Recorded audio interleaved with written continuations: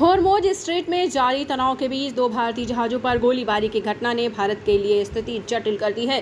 भारत ने इस घटनाक्रम के बाद दिल्ली में ईरान के राजदूत को बुलाया और गंभीर चिंता जताई। भारत ने ईरान से अपील की है कि भारत की ओर आने वाले जहाज़ों के लिए होर्मुज स्ट्रेट में सुरक्षित और बिना रुकावट आवाजाही बहाल की जाए।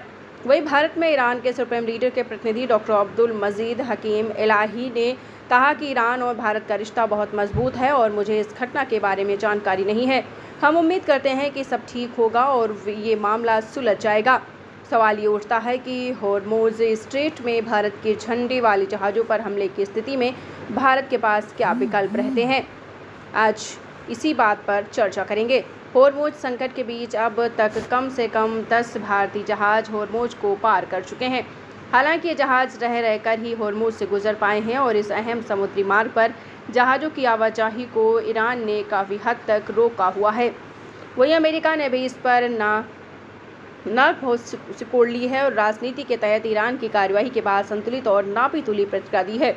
विशेषज्ञ के मुताबिक इस समय भारत की प्राथमिकता ऊर्जा सुरक्षा है और भारत के लिए विकल्प सीमित हैं। अंतर्राष्ट्रीय मामलों के जानकार हर्षवी पंत कहते हैं कि होर्मुज स्ट्रेट की मौजूदा स्थिति में सिर्फ भारत ही नहीं बल्कि दुनिया के किसी भी देश के पास विकल्प बहुत सीमित हैं। अमेरिका और ईरान को छोड़कर दुनिया के अन्य देश यहां बहुत कुछ करने की स्थिति में नहीं है। विशेषज्ञ मान रहे हैं कि मौजूदा टकराव में बहुत कुछ सिर्फ अमेरिका और ईरान के हाथ में है और भारत समेत दुनिया के बाकी देश न ही इसके प्रभाव को कम करने की स्थिति में हैं और न ही इसे नियमित करने की। रक्षा विश्लेषक उदय भास्कर कहते हैं, भारत के पास सबसे बेहतर विकल्प कूटनीति का है। मौजूदा सैन्य हालात में बातचीत ही भारत के लिए एकमात्र रास्ता दिखाई देता है। होर्मुज इस संकट के बीच भारत ने लगातार ईरान से बातचीत करने की कोशिश की है और ईरान से फ्रीडम ऑफ नेविगेशन यानी समुद्री रास्ते के इस्तेमाल की मांग की है। फ्रीडम ऑफ नेविगेशन एक मौलिक सिद्धांत है जिसका मतलब है कि किसी स्वतंत्र देश का जहाज दूसरे देशों के अनुचित हस्तक्षेप के बिना समुद्र में आवाजाही कर सकता है। ईरान ने युद्ध शुरू होने के बाद से होर्मुज स्ट्रेट को बंद कर दिया है और इस कदम का असर अंतर्राष्ट्रीय ऊर्जा बाजार पर पड़ा है। विश्लेषक मानते हैं कि भारत अगर अंतर्राष्ट्रीय कानून लागू करने की मांग करता भी है तो ये सवाल उठेगा कि उसे लागू कौन करेगा। उदय भास्कर कहते हैं कि अगर अंतर्राष्ट्रीय कानून लागू करने का रास्ता इख्तियार किया जाता है तो इसका कोई नतीजा नहीं निकलेगा, क्योंकि ईरान युद्ध के मामले में अमेरिका और इजराइल ने खुलकर अंतर्राष्ट्रीय कानूनों का उल्लंघन किया है। ऐसे में ईरान से अंतर्राष्ट्रीय कानूनों को मानने की उम्मीद कैसे की जा सकती है।